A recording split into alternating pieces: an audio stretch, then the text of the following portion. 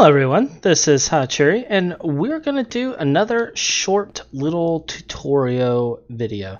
Now, what we're going to be going over is basically ore processing, ore location, and getting started with that, because we had a few people confused on how you go about getting into that, and we're just going to cover that real quick. So the first thing you need to do is obviously you need to go to the overworld, which it just became nighttime, so that's going to be a little difficult for us. But what you're going to do is you're going to look for very specific flowers when you get to the overworld. And this quest tab right here in the upper left corner is the one that we're going to be focusing on. And specifically, to start out, you're going to be looking for Glorious Daisy. And the reason that is Glorious Daisy has the magnetite vein, which has gold and two types of iron in it. The vanadium magnetite you won't be able to process until mid-game at the earliest, probably even late game. But these two are the ones you're going to be looking for. At least three are going to be the ones you're going to be looking for.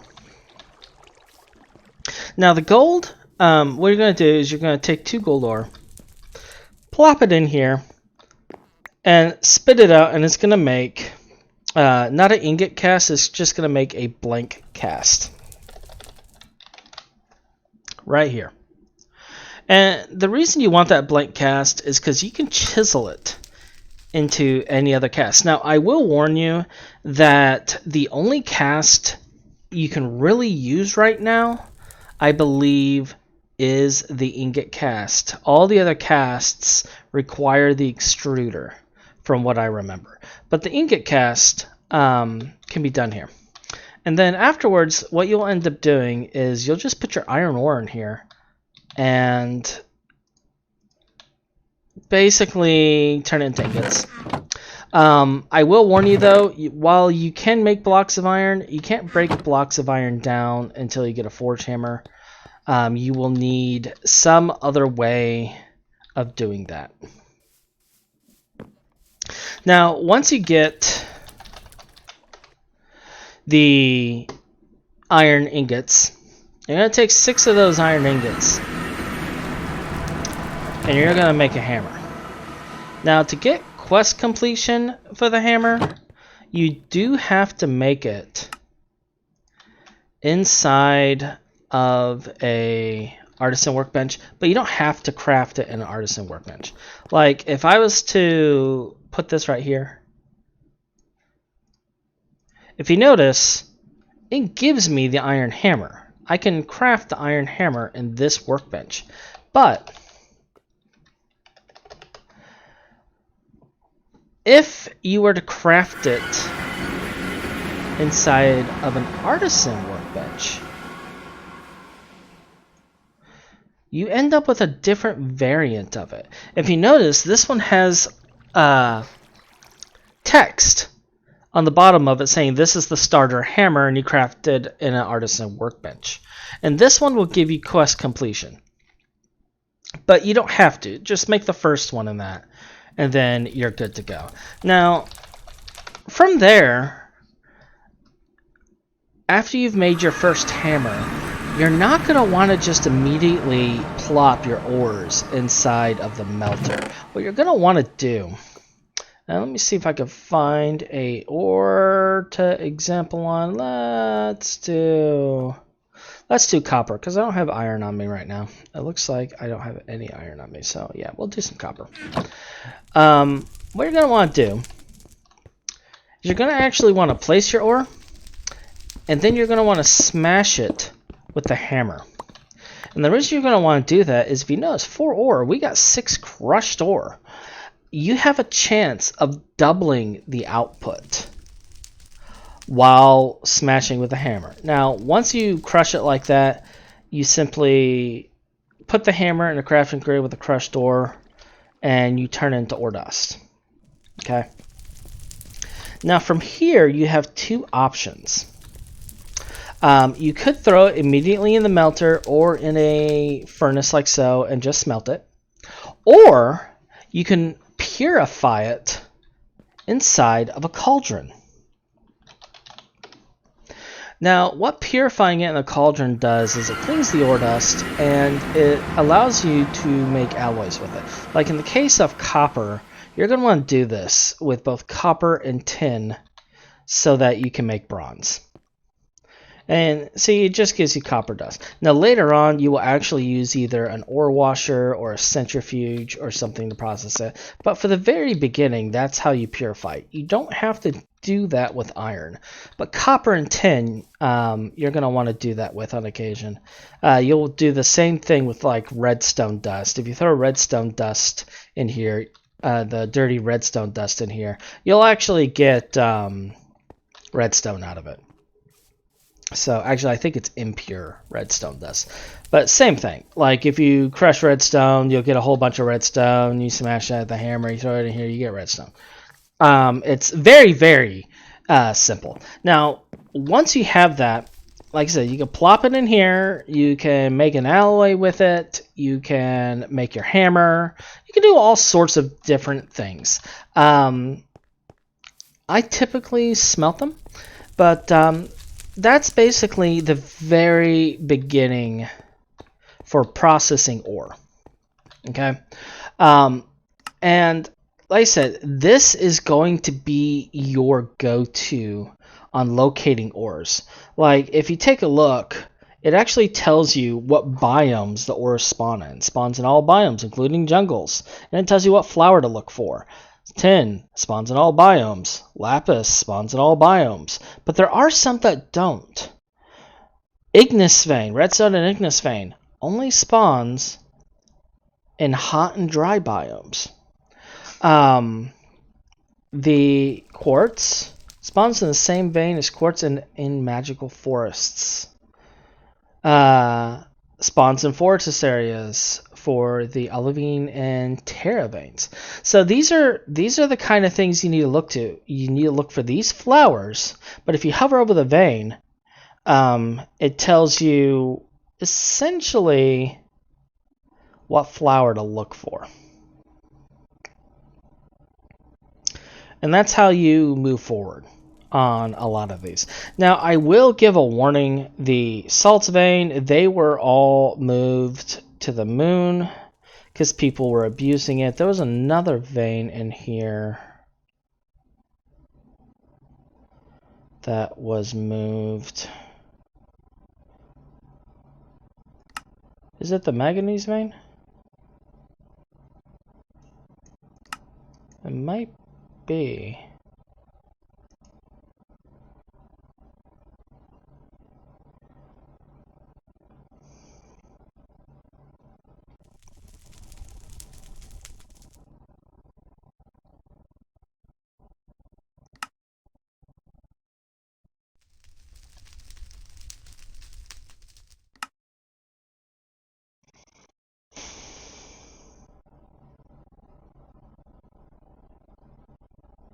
Might be the manganese vein.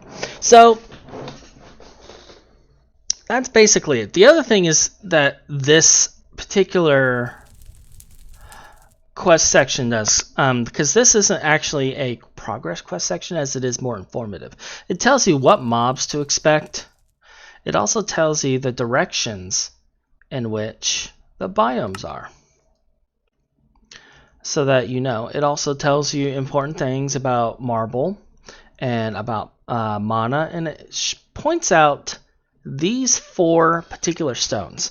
And the reason it points out these stones is important. So just real brief, we'll go over it before we end this part. But these stones are stronger than stone and cobble. And the reason it points that out is because of this guy right here, Mutant Steve. He aggressively breaks blocks when trying to get to the player. He griefs, he blows stuff up, he just smashes right through it. Now, I don't know if he bypasses claim protections. I think he does right now. And that's really the problem. But if you end up getting, I believe it's either the Lucerna ritual or a peace candle, probably a combination of the two, you won't have to worry about him because he won't even spawn. And that's pretty much it for this. That's very beginning ore processing until you get to the steam age. And then in the steam age, you're just going to go straight to making your steam machines using a macerator and the forge hammer. You'll macerate it first, the ore first, and then you'll toss it in a forge hammer to turn it into dust.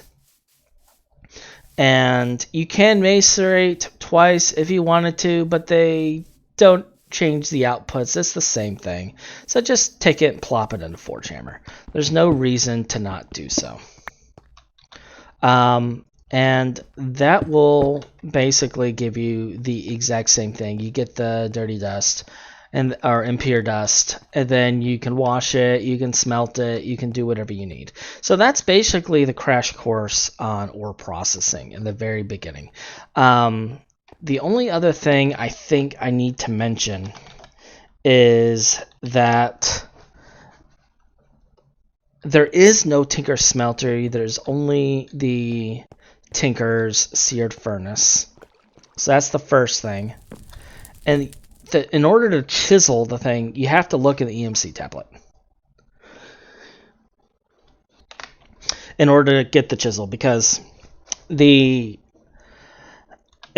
not going to have iron until well after the fact, and this gives you the same thing. So just get it from there. It's cheap. And that pretty much covers it. So that was just a very short tutorial on early game ore processing. You check your quest book, you look for the flowers, you look for the magnetite vein, which, to be honest, is everywhere. There is so much magnetite out here. You're going to find magnetite more than any other flower. Magnetite and coal. They're everywhere. Like just over here, like I have redstone everywhere as well. But just over here, I have redstone. I have a copper vein right there. I have iron. And then right around the corner over here, I have magnetite. It's everywhere. We also have like the diamond veins. There's a big diamond vein right here. Let's see about how big while we're at it. Might as well. Doesn't hurt to look. It's medium at best. But you see, I got a huge magnetite vein right there. And this scanner is going to be your best friend. You're going to want to make this scanner as quickly as possible. They have disabled the power use on it. And you're going to want to make a few other things. So let's just add that in here as a last little bit. It'll make the video just a little bit longer, but that's fine. So the scanner is really easy to make. You basically just get a bunch of EMC and you pull one out. It's only AK EMC. You'll get that in no time. You're also going to want to initially get one blink scanner module. Eventually you're going to be using 3. And what you're going to make is you're going to make 2 scanner range modules and a rare ores module. Now the rare ores module is easy. It's just covalence dust. Inside the artisan work table with a hammer, and bam, you get it. You're only going to ever need one of those. The range module is a little harder because it requires ender pearls, but those aren't as hard to get as you think. You'll find them in astral sorcery temples. You'll find them dropping off the little miniature endermen that are actually easy to kill. They're not the full-grown endermen. It's just the little baby ones, and they're easy to kill. They'll drop both ender pearls and eyes of ender. And both of those are easy way to do it. Another thing you can do is you can look into getting an early game mob farm going. Yeah, there's no drops of evil, but if you take a look, spikes are a thing.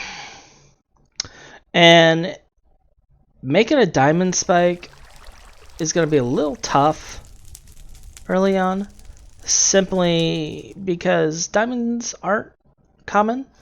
I have a lot of diamonds right now simply because I've raided a lot of temples, but I mean, this is going to be 9 diamonds right here. That's 12.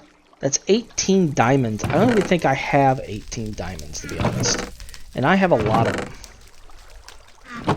Somewhere. They're probably back at the base.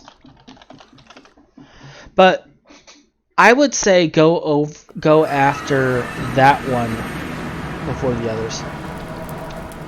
Because, yeah, I only have 10 diamonds. So, I would say go after that one. Make an early game mob farm. And really, the only thing you have to do for an early game mob farm in this pack, you don't need a drop of evil. You just need a dark room and some vector plates. And vector plates... let's see. I know they're in here.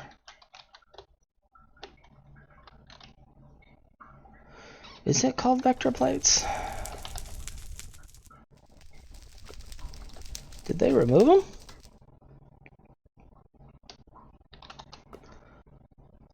What are you used in?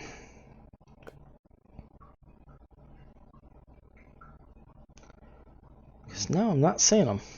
But you know what? That's fine, because there's other ways.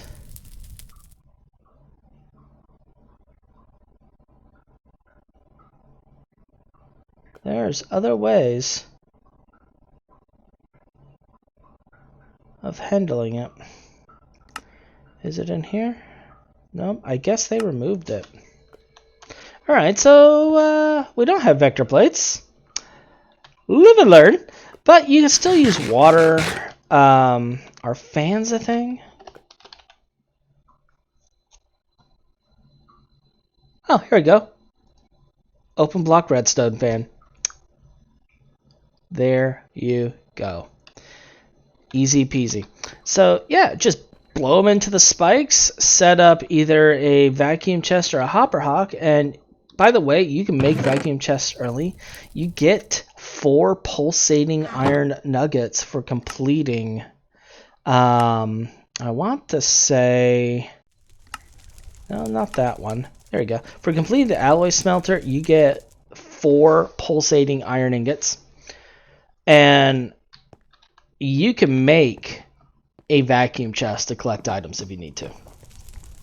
I prefer hopper hawks personally, but that requires a little bit of research into Thaumcraft to make, because you have to get into the golem stuff. But still, that's just an early way to do that. And the spikes, for the most part, keep mobs from teleporting.